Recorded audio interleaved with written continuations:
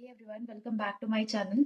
तो मेरा RRB PO prelims का आज एग्जाम था 22 नवंबर और शिफ्ट थर्ड थी। जिन्होंने दिया होगा शिफ्ट थर्ड उनको पता होगा। ये शिफ्ट मतलब मुझे नहीं पता, मुझे हार्ड लगी, बट ये मेरा one of the worst prelims का एग्जाम है। लाइक इतना प्रिपरेशन के बाद भी मेरे टोटल अटेम्प्ट बस 51 ही हो पाए हैं, और जिसमें से आई थिंक मेरी accuracy as you all know मतलब एक से दो, दो से तीन तो गलत होगा ही। मतलब ओवरऑल मेरा एग्जाम अच्छा नहीं हुआ है, और मुझे नहीं पता, मैं बहुत ज़्यादा शिवर कर रही थी। मतलब जब एग्ज़ाम ओवर हो गया, मैंने सोचा मतलब इतना मैंने पढ़ा है और इतने कम अटेम्प्ट, और पता नहीं क्यों मैं खुद को जस्टिफाई नहीं कर पा रही थी। और आप ये समझ सकते हैं, जो गाइडली का हार्ड लेवल का मॉक होता है ना, उस लेवल का मॉक टेस्ट कह सकते हैं इसको। क्योंकि गाइडली में भी अप्रॉक्स इसी टाइप में भी अटेम्प्ट हो रहा था। तो ये है, मैं बहुत ज़्यादा मतलब डिसहार्टेंड हुई, बहुत मुश्किल से मैं ये वीडियो बना रही हूँ। और मुझे नहीं पता कि अभी आगे मेंस है 4-5 दिन बाद, और पता नहीं कैसे उसकी प्रिपरेशन होगी।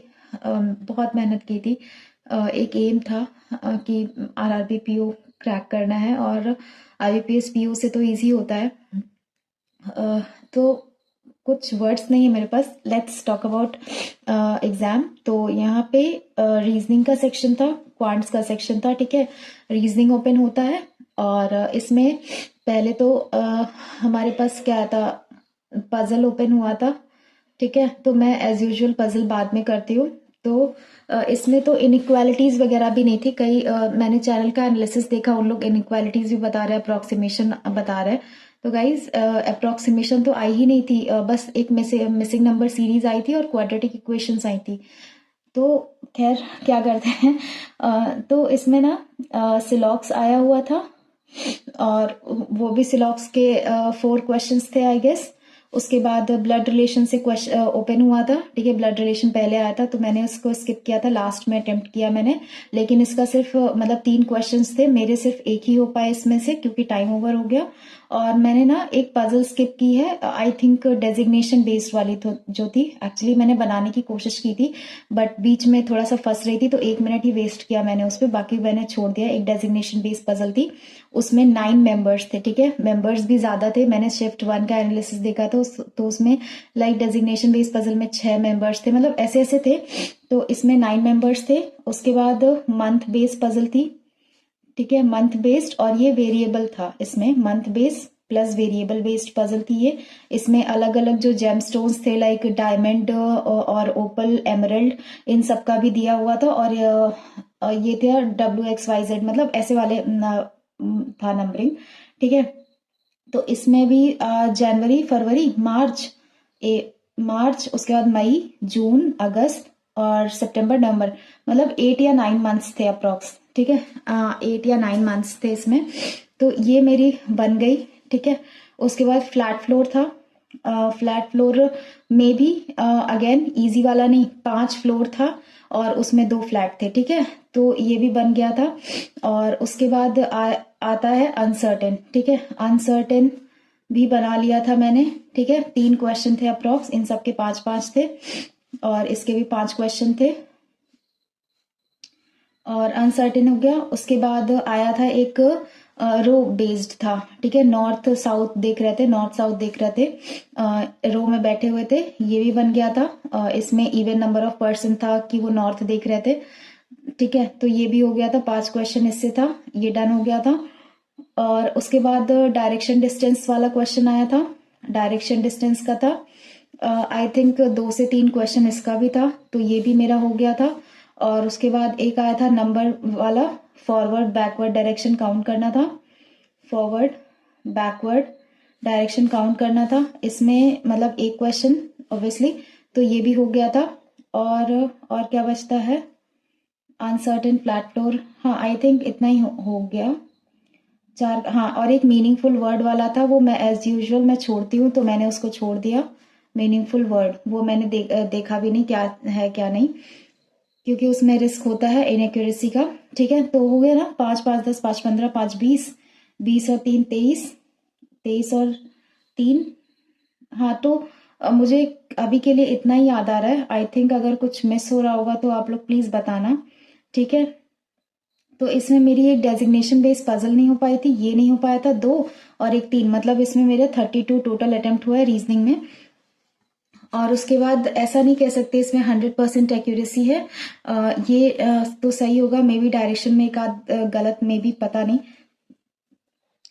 हो जाए कि नहीं, बाकी तो पजल में तो ठीक है, सही होगा। Flat floor, uncertain row, I think बस इतना ही था और तो नहीं ध्यान आ रहा मुझे। अगर आप लोग को अगर कुछ मिस हो रहा होगा तो आप लोग मेंशन करना इसमें, ठीक है? इसका एक क्वेश्चन था तो ये मैंने किया नहीं। और सिलॉक्स कर लिया था, ब्लड रिलेशन का एक क्वेश्चन किया था मैंने, और बाकी सब कर लिया था, ठीक है? क्वांट्स पे आते हैं। क्वांट्स पे मैंने सिर्फ और सिर्फ 19 क्वेश्चन अटेम्प्ट किए। 19 में जिसमें सबसे पहले मैं गई मिसिंग नंबर सीरीज पे। मिसिंग नंबर सीरीज अगेन ऐसा नहीं था, बहुत इजी थी, उसमें से 2 या 3 इजी थी, बाकी 2 मतलब अच्छे लेवल की थी, ठीक है?